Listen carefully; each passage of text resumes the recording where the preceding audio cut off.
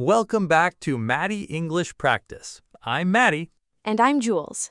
Today, we are looking at two of the smallest verbs in the English language, but they cause some of the biggest headaches for learners. Small words with big headaches? I know exactly what kind of grammar trap this is. What are the words today? The words are make and do.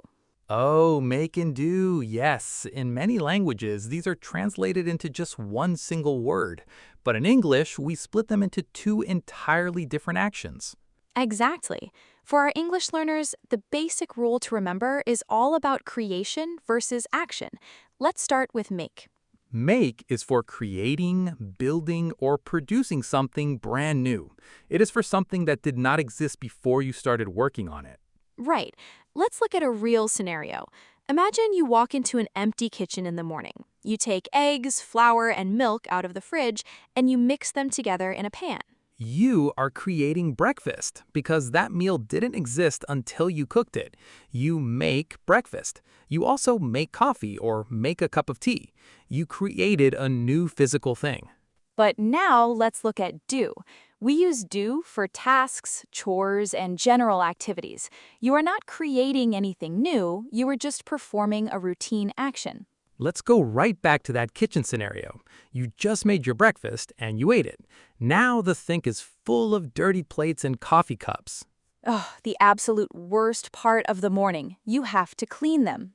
Yes, you are not creating brand new plates, you are just performing the daily chore of cleaning. So in English, you do the dishes.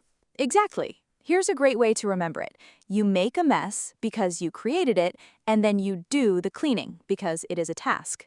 That is a fantastic memory trick. Make the mess, do the cleaning. Are there any tricky exceptions for our learners? Oh, definitely. English is full of exceptions. For example, even though it doesn't create a physical object, you make a mistake and you make a decision.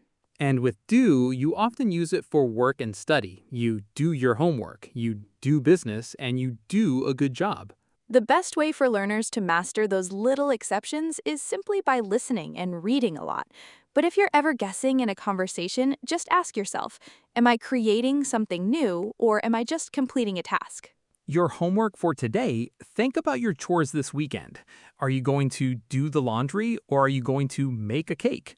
Practice creating two sentences out loud right now, one using make and one using do. Once you understand the rule of creation versus action, you'll start noticing these two words everywhere. Don't worry if you mix them up at first. Thanks for joining us today. Keep practicing, keep listening, and keep growing. Go out and do a great job today. See you next time on Maddie English Practice.